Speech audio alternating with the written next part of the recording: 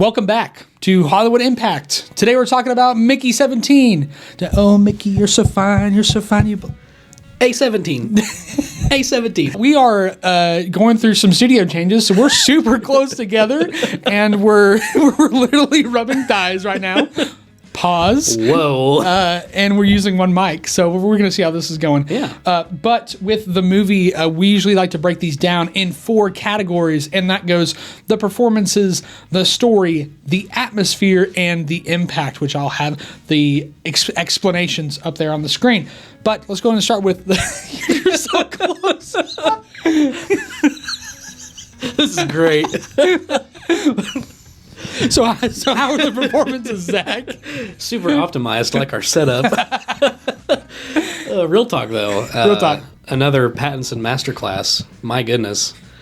Is he not like a generational talent now? In my opinion, he is. So many people wrote him off for Twilight, and I'm like, bro is actually really good. My gosh. Yeah, he's actually, I think he's gotten so good, some people are actually getting tired of the glaze. Yeah. And I will never stop glazing. No. He deserves it, 100%. If you're our age or older, you remember, like, we weren't even, like, into movies when Twilight first came out. And even we knew, like, how everybody hated him in Twilight. And what a turnaround the last few movies he's done. I bet you he heard, like, everyone say, oh, like, he's just Edward, and Edward sucks, and Twilight sucks. And he was like, okay. What if I was like really good? Yeah. What if I did like 6 indie movies in a row to fill out my repertoire? Including The Lighthouse, which is one of my personal favorite horror films of all time.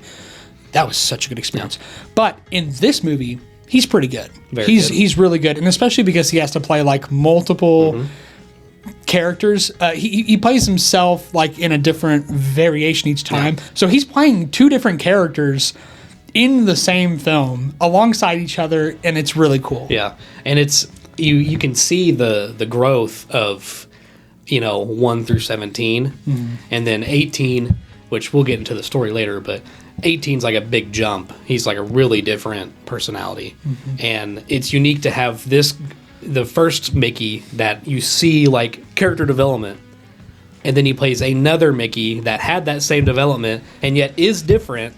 And he does a great job with both of them. It's a very unique. It is so cool. Acting like challenge. I think he does a great job. Agreed. But I think the only weak point in this film is Mark Ruffalo. I didn't like hate his performance, but his performance was a little strange in this movie. It's over the top. Yes. Now the film is more of like a political sci-fi drama. It's kind of like a conglomeration of a lot of things. It's at least 4 genres. Yeah, and there's so much to it, but his character is very much like a very over-exaggerated, like political tyrant sort of guy, and I don't think he was very intimidating to me. Like he didn't strike me as like the Hulk, because the Hulk is like, oh, he's like a super nice, kind guy that is aware of like his super dark side. But in this one, like something was a little off with like his mouth movements and things. I don't know what was going on, but it was a little strange. Yeah, I liked his performance more than I thought I would, mainly because the last few projects he's been in, he's like, he puts it's very political, like regardless of the movie. Like it's just like a personal, he doesn't separate like his beliefs from work. Right. Except in this movie, he didn't have to. And so he has a lot more fun with it. Like, it's the most personality I think he's put in a movie since playing Hulk. And like he was funny in some of it, but yeah, it's really over the top in some parts. And it's the same with Toni Collette, another great, one of the best actresses in the last 10 years. Yes. And just there's some over the top jokes that run too far, and like that's her whole character. Exactly. So it's a really odd placement of like that talented of an actress. Sure. And Stephen Ewan is also in this film, and he's okay. Like he didn't have as big of a role as I originally thought he was going to. Yeah. So it didn't really like strike anything. Robert Pattinson clearly carried this film. My goodness. Like on his back. Yeah. But now onto the story. Story here is also pretty solid. Yeah. I really liked it. I like the direction it went. It had me pretty much engaged from start to end. The middle faltered just a little bit for me. I think that's common with a lot of films. I think a lot of films get a bad rap for like you have to make sure all 3 acts are perfect. And it's very, very, very hard to pull that off. Yeah. Because what makes a film, I think, my opinion, what makes a film really memorable is how it starts and how it ends. So can it hook you and can it pay off? There's always something about the middle act, the act two, that I think in most films will always be just a little bit less because because you're trying to keep your audience engaged and keep them holding on till the end, and that's difficult to do. Yeah. I have a slightly differing opinion, not necessarily in the score of the story. I think the story's okay, but I actually enjoyed the beginning through middle. It's the end for me that faltered a little. I think the movie was doing a good job, as wild and, satirical it was. I thought it did a good job of balancing its 4 separate genres for like the first hour 45, hour and a half, but then the ending got a little simple, if that makes sense. Sure. Kind of, it felt like a change in pace and a change in tone. Not with the satire, still a lot of satire, but I don't know, just the ending wasn't as cool as I thought it'd be based on who directed the movie, I guess I should say. I think that's fair. And Parasite was definitely something. Yeah. Parasite, these films are not alike. No. I don't think in any fashion. No. But I do think that he did a really good job with this. And that's why I want to move on to the atmosphere. That's the visual effects, the audio cues, the music, all that stuff, all engrossed into one thing. It's solid. Yeah. It's nothing like that would keep me going back to it. There's a lot. The CGI I thought was actually really very done good. super well. Yeah. And the effect they had with the 2 Mickeys was super impressive. Normally with characters where you see like 2 actors in the same scene, they'll do quick cuts back and forth between those actors, so that way it's less work to have to CGI. But they did it, I'd say, almost flawlessly. Yeah, they didn't that cut was corners. awesome. Yeah, you can tell. So cool. I really appreciate that you almost always notice that with clone movies. Like, it's a lot of quick cuts especially when it's one actor and it's very prominent. And yeah, usually you notice that. But yeah, this movie, they don't cut corners. No, very few. They're almost always on screen together, moving. They'll both move. Yeah. Sometimes one guy will be moving and the other one's just standing still. Yeah. But yeah, they did a great job here. And like, it'll show their faces and everything, and they're like grabbing each other, like pulling each other.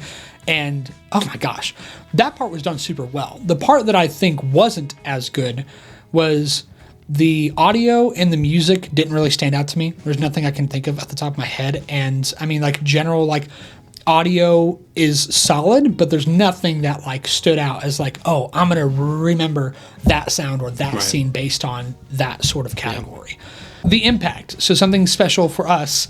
And that's kind of...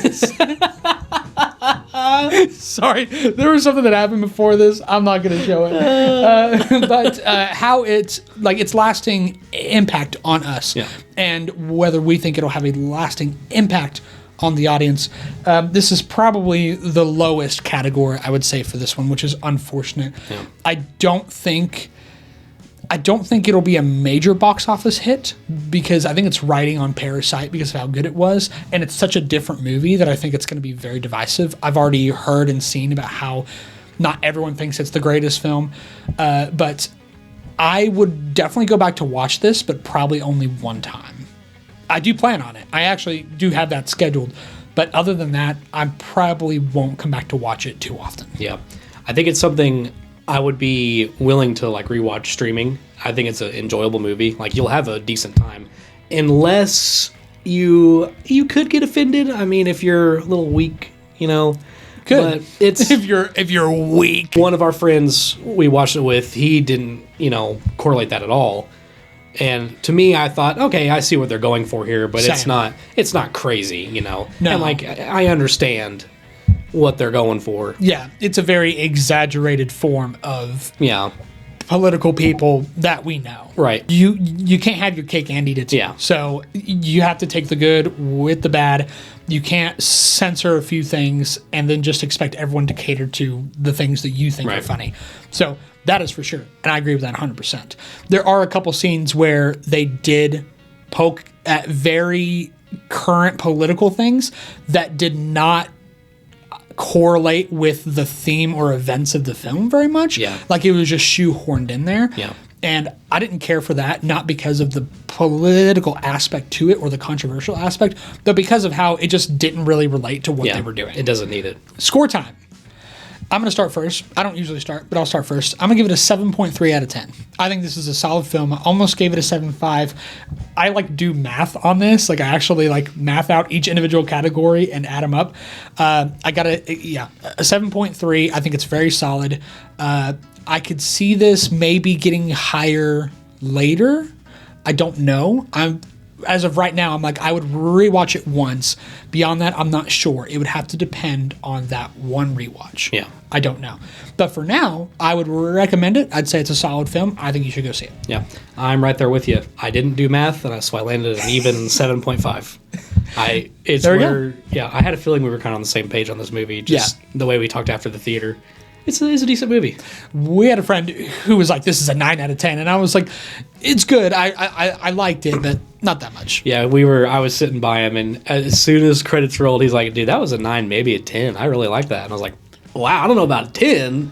I think without Robert Pattinson, I think this movie would probably drop 2 or 3 points. Lower. He actually does that good of a job in this film. Yeah, it can't go understated how good he does in this movie. The Lighthouse, the Batman, now this. He's pulling out banger after banger. And High Life, if you haven't seen that film, go watch that. No, he's good. He's good. Him alone, it's worth it just to see his specific story in the movie. And that's kind of the point of it. Yeah. So in that case, go see it. Yep. Well, anyways, thank you so much for watching. Be sure to like, comment, and subscribe. And of course, you all have a good rest of your day. Bye-bye.